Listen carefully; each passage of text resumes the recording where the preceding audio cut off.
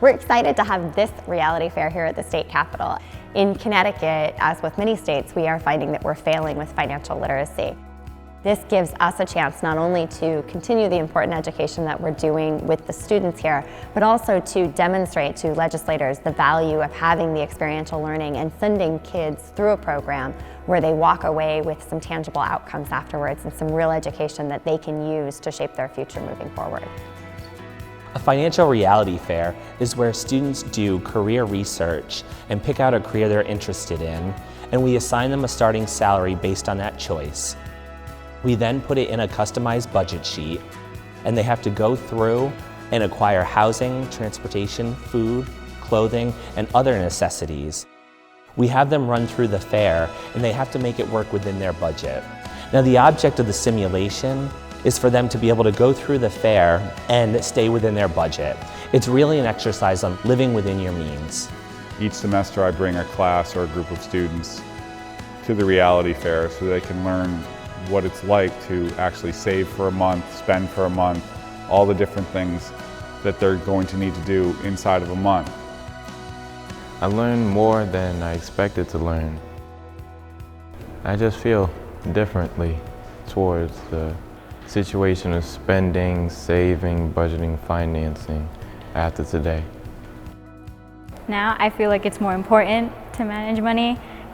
When I first got here, I didn't really think about saving money or anything. I thought everything would be easy, but now that everything that people have told me, I think money and saving it is like really important.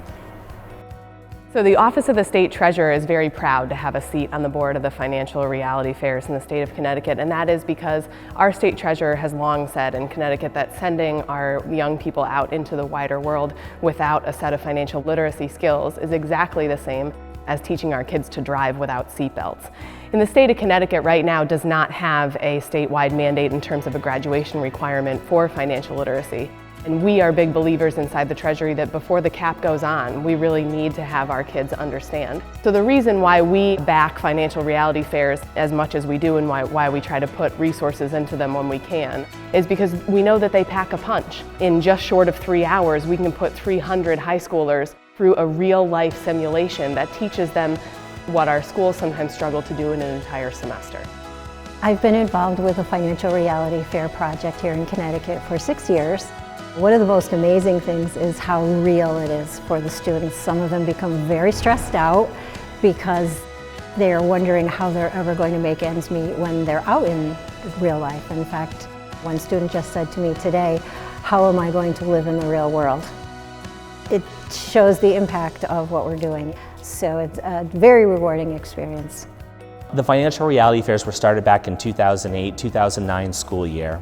They were really pushed forward by Connecticut's credit unions, and they're really the engine that drives this vehicle. And we're happy to say that we will roll over 20,000 students at the end of this year. So we're really excited about that. It means a lot having these kids go through the exercise, learn important financial literacy lessons. There's 20,000 students out there now that have gone through this program that have a better financial understanding thanks to Connecticut's credit unions.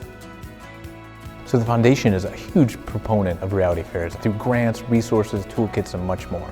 In fact, the Foundation funded the very first reality fair grant to the America's Credit Union Museum for the CU4 reality program way back about 8 years ago. And since then, it's taken off from there. Here in Connecticut, our reality fairs have become a signature program of the credit unions that we have. It allows us to resonate with consumers and with public officials in a way that's different, and it's only possible because of the relationship we have with the National Credit Union Foundation. It was through a grant from the foundation back in 2009 that we were able to roll out the first reality fair. Since that time, it's been a great opportunity for our credit unions to come together in collaborative philanthropy and to really make a difference for consumers.